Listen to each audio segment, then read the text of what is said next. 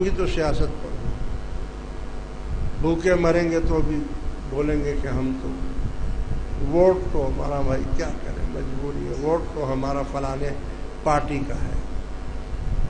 یعنی ان کو خدا سے بھی زیادہ آپ نے ان کو اہمیت دے دی۔ آپ وہ کام کرو نا جو خدا اور رسول کی کے لیے کیا جاتا ہے۔ سچ بولے نا، جھوٹ کیوں بول رہے ہیں؟ اور جھوٹ بھی ایسا جھوٹ کا پلندہ کہ کوئی درم ایمانی نہیں، پتہ ہی نہیں چلتا ہے کہ کون سچا، کون جھوٹا، کون فراڈی، کون بے ایمان۔ آنکھوں سے دیکھ کر اتنی زیادہ دولت بے ایمانی سے کما لی ہے کہ وہ 18 کروڑ عوام میں سے 9 کروڑ عوام کو خرید لیتے ہیں۔ خرید کر وہ کہتے ہیں ہم کوئی مہربانی ہے کیا، ووٹ دو ہمیں، دیں گے وہ۔ ارے بھائی کیا ہے، 90 آدمی گئے ہوئے ہیں نا، 90 آدمی جو گئے ہوئے ہیں تو یہ بھی تو رشوت ہے نا۔ ارے بھائی 90 آدمیوں کو 3-3 4-4 کروڑ روپیہ دے دو اور کہو کہ تم با اثر لوگ ہو۔ ہر شخص اپنے ملک علاقے کا با اثر آدمی ہے نا، کوئی زمیندار ہے، کوئی فیکٹری اونر ہے، کوئی کیا ہے۔ یہ لو 5 کروڑ روپیہ، 10 کروڑ لے لو، جاؤ خریدو، 4 تو 5 تم رکھو، 5 ان غریبوں میں بانٹ دو۔ تو اب بھائی ووٹ تو ہم اسی کو دیں گے جس نے ہمیں مزے کرائے ہیں۔ ووٹ تو ایک اندھیر لگ رہی ہے، ایک اندھیر معاملہ ہے، یعنی جس کی لاٹھی اس کی بھینس۔ سب سے بڑی بات ہے جان بوجھ کر عوام کو تنگ کر، یہ پالیسی ہے۔ ان کو اتنا بھوکا مارو، اتنا بھوکا مارو کہ دوسری طرف دھیان ہی نہ کریں گے۔ پیٹ بھر جائے گا تو مستی میں آ جائیں گے یہ لوگ، پھر یہ ادھر آ کر تنگ کریں گے۔ جیسی قوم ایسے حکمران۔ ایک بادشاہ اور ایک وزیر شکار پر نکلے، وہ کہیں دور نکل گئے۔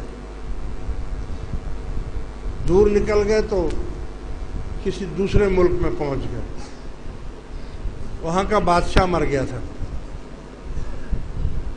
تو لوگ جمع تھے بہت سارے، انہوں نے پوچھا یہ کیا بات ہے؟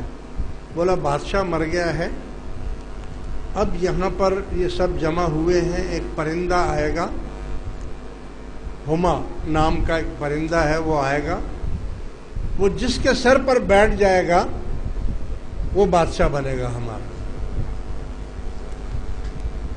بادشاہ نے کہا کہ یار اگر میرے اوپر بیٹھ گیا، اگر مجھے بادشاہ بنا دیا، میں بہت عدل کروں گا، انصاف کروں گا، لوگوں کو خوشحالی دوں گا۔ وزیر نے کہا کہ اگر مجھے بادشاہ بنا دیا تو میں ایک شخص روزانہ صبح کے ٹائم ناشتے کے ٹائم قتل کرواؤں گا، ایک دوپہر کے ٹائم، ایک رات کے ٹائم، ان کو میں قتل کرواؤں گا، اور ان کو اتنا بھوکا ماروں گا، اتنا بھوکا ماروں گا کہ یہ لوگ یاد کریں گے۔ بادشاہ نے کہا یار کیوں؟ بس میری مرضی،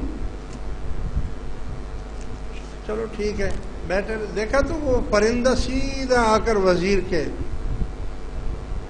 سر کے اوپر بیٹھ گیا، اور لوگوں نے اس کو اٹھا لیا، بولا بادشاہ مل گیا، بادشاہ مل گیا، بادشاہ لے جا کر اس کو تخت کے اوپر بٹھا دیا۔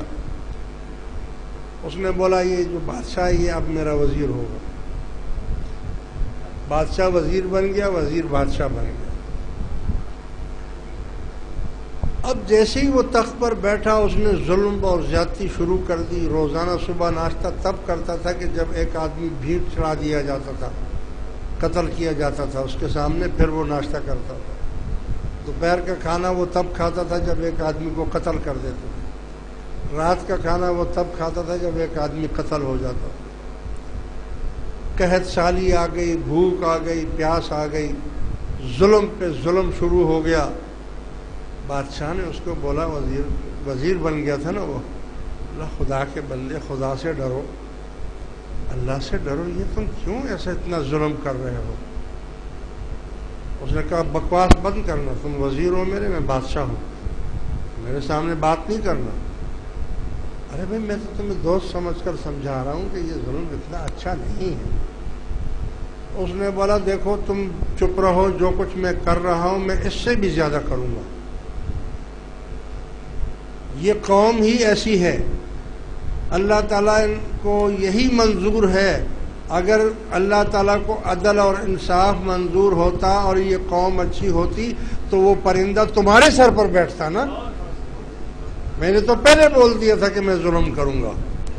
تو مطلب یہ ہوا کہ اللہ نے مجھے ہی پسند کیا ہے نا، تو جو پسند کیا ہے میں وہ کرتا رہوں گا.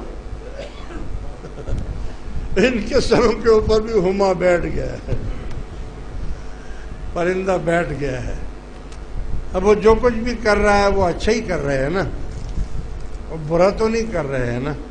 اور بھائی جیسے کہوں بھوکے بھی مریں گے، کفن بھی، روٹی کی جگہ ملے گا گولی، اور کفن کی جگہ ملے گا کپڑے کی جگہ ملے گا کفن، اور گھر کی جگہ ملے روٹی کپڑا اور مکان، مکان کی جگہ مل جائے گی قبر. یہ بھی شکر کرے قبر مل رہی ہے، کیا پتہ قبر بھی نصیب نہ ہو.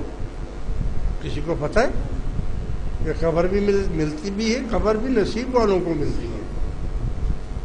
پتہ نہیں ہمارا حال کیا ہوگا. لہذا میرے دوستوں،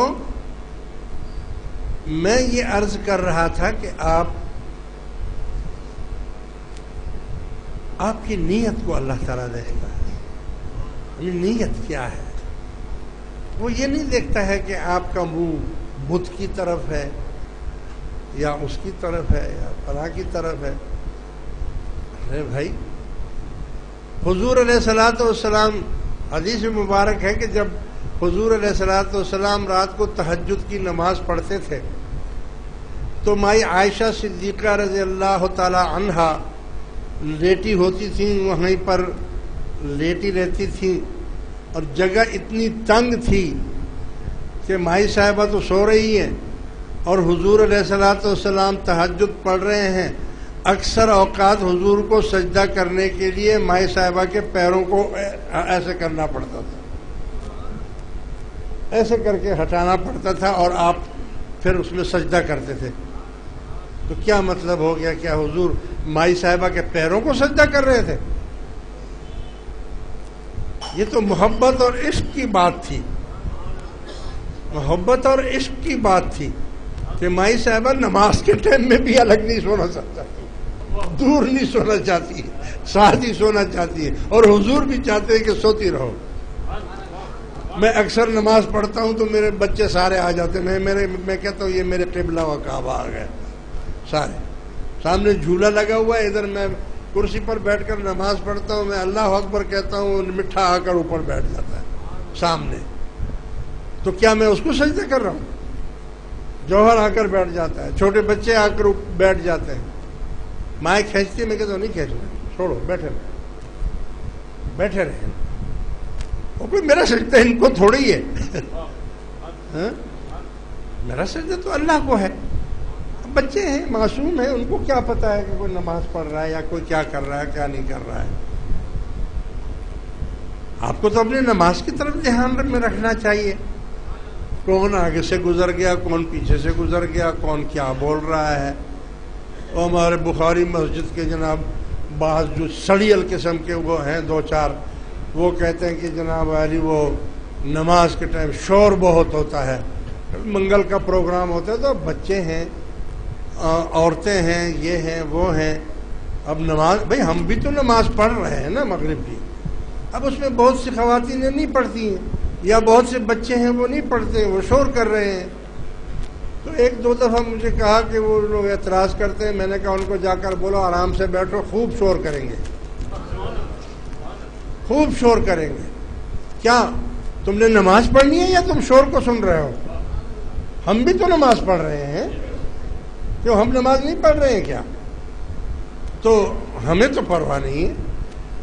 اب منع کرنے کے باوجود بھی بچے کہاں مانتے ہیں. میں نے 100 دفعہ منع کیا کہ نماز جب ہو رہی ہو تو شور مت کرو, شور مت کرو. کئی دفعہ تو میں نے منع کیا, اب جب نہیں ہوا تو میں نے بولا جاؤ کریں گے شور, جو مرضی ہے کر لو. تم نماز پڑھ رہے ہو یا لوگوں کے شور سن رہے ہو؟ تمہیں تو اپنے نماز میں موہ ہونا چاہیے نا.